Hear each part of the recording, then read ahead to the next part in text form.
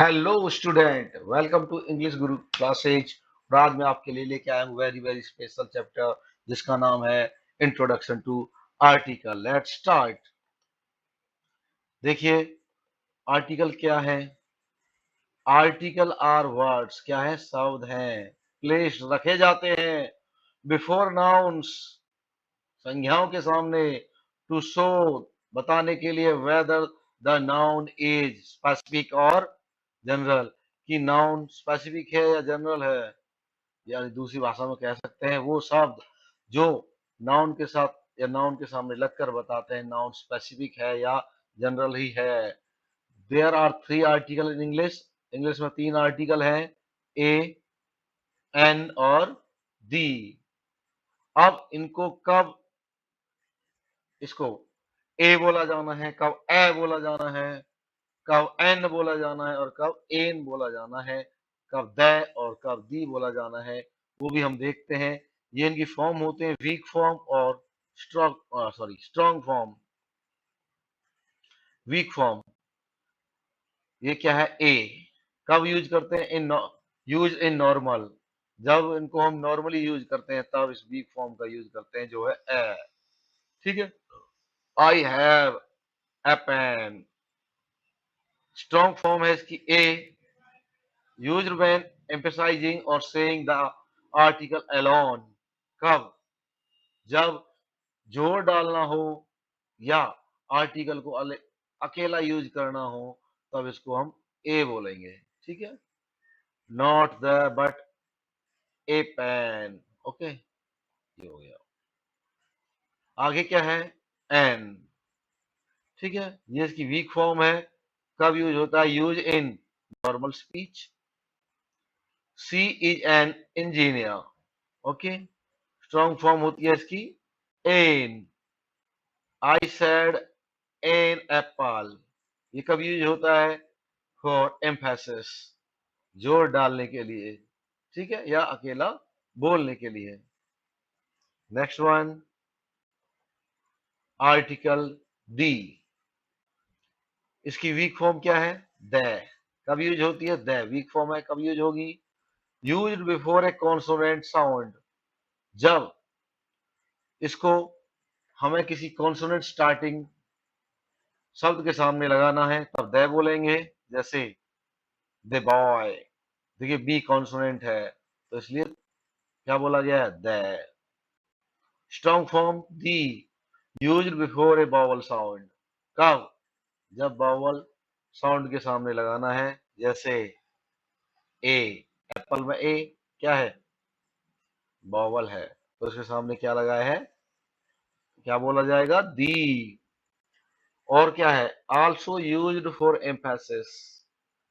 और इसको दी तब बोला जाता है जब किसी जोड़, चाहे वो कॉन्सोनेंट से स्टार्ट क्यों ना होता हो।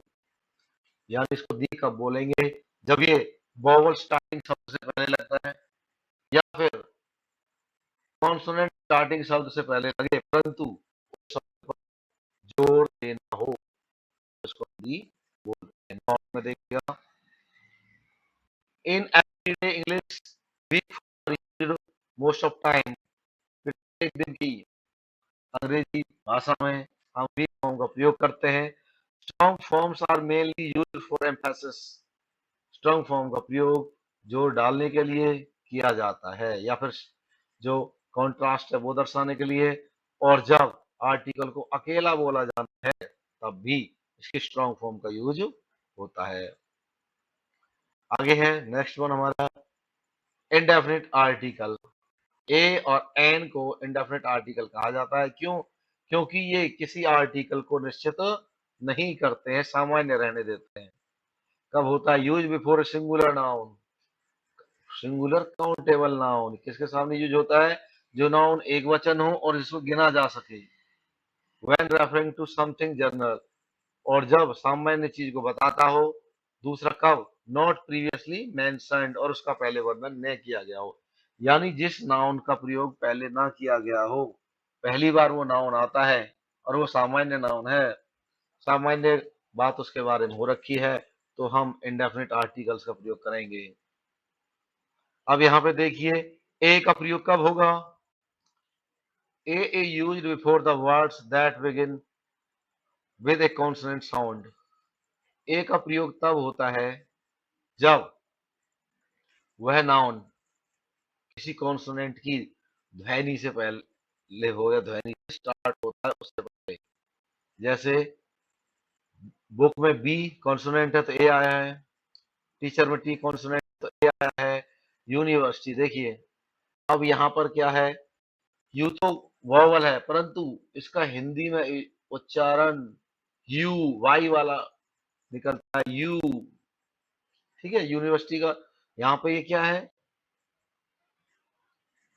यहाँ पे वॉवल है परंतु इसका जो उच्चारण हिंदी में है वो वॉवल वाला नहीं होता है, वो कॉन्सोनेंट वाला होता है। इसलिए यहाँ पर इसका यूज किया है ए का। देखिए वाई के पीछे अगर हम दो या डबल ओ लगा देते हैं तो इसकी ध्वनि जो हिंदी में निकलेगी वो यू हिंदी वाली निकलेगी। तो इसलिए इसका यूनिवर्सिटी के सामने ए लगाया गया है। An is use before words that begin with a vowel sound. An का प्रयोग तब करें हैं जब उन नाउन्स का उच्चारण किससे हो, उच्चारण किससे हो, साउंड से हो। जैसे एन एप्पल ए वावल है, एन एग ई वावल है, और यहाँ पे ऑनेस्ट एच साइलेंट है, एच नहीं बोलता है, ऑनेस्ट। ठीक है, तो ऑ तो वो क्या है, वावल। ठीक है, समझ ये उन नाउन्स के सामने यूज होते हैं जो पहली बार यूज किए गए और वो विशेष नहीं है। ठीक है, ये उपयोग होता है। और आपको बता दिया कॉन्सोनेंट स्टार्टिंग शब्द या जो शब्द अपना उच्चारण कॉन्सोनेंट से करते हैं वहाँ ए लगता है, और जो शब्द अपना स्टार्टिंग बाउल साउंड करते हैं वहाँ एन लगता है। Okay, next one is definite article the. देखिए इसको डेफिनेट कहा जाता है क्योंकि ये जिस नाउन के सामने लगता है वो विशेष हो जाता है। क्या हो जाता है, वो विशेष हो जाता है। आर्टिकल दी उसको विशेष करता है जबकि ए और एन उसको विशेष नहीं करते हैं, इसलिए उनको इंडेफिनिट कहा गया है। इसको डेफिनेट ये निश्चित कर देता है। The is used when talking about specific person, जब विशेष व्यक्ति के सामने यानी विशेष व्यक्ति की बात हो, विशेष स्थान की बात हो, और थिंग वस्तु की बात हो, और आइडिया उस विचार की बात हो that is already known to the speaker and listener, जो विचार बोलने वाले और सुनने वाले को पहले ही पता हो, यानी जिनके बारे में पहले बात हो गई हो, वहां डेफिनेट आर्टिकल दी का प्रयोग करते हैं। एग्जाम्पल है the sun rises in the east, तो यहाँ पे देखिए जो सन है विशेष है, ईस्ट विशेष है। आपको पता ही है सन जैसा कोई नहीं है। ठीक है, तो ये क्या है, स्पेसिफिक सन और ईस्ट। आई साई डॉग, देखिए डॉग के सामने अभी ए आया है क्योंकि ये फर्स्ट टाइम यूज हुआ है, परंतु यहाँ पे दी आया है क्योंकि इसके बाद डॉग के बारे में बात पहले सेंटेंस में हो चुकी है। ओके, तो डेफिनेट और इनडेफिनेट का अंतर आप समझ गए। डेफिनेट विशेष हो जाता है, इनडेफिनेट विशेष नहीं होता है, अनिश्चित रहता है। ये निश्चित कर देता है जिसके बारे में बात करते हैं, इससे हमें एहसास होता है कि इसकी जानकारी हमें पहले से ही थी। ठीक है, अब आता है जीरो आर्टिकल। क्या होता है, हर जगह आर्टिकल लगना जरूरी नहीं है। समटाइम्स नो आर्टिकल यूज, कई बार कोई आर्टिकल नहीं लगाया जाता है। देखिए वाटर के सामने, चिल्ड्रन के सामने, ठीक है, स्कूल के सामने कोई आर्टिकल नहीं लगा है। तो इसके कुछ विशेष रूल्स होते हैं आर्टिकल क्यों नहीं लगाए जाते हैं, और ये तो सिर्फ एक इंट्रोडक्शन थी। ए और एन के भी रूल्स हैं, डी का भी रूल्स हैं, और जीरो आर्टिकल्स के भी रूल्स हैं। अगर आपको वो रूल्स जानने हैं तो प्लीज मेरी वीडियो को शेयर कर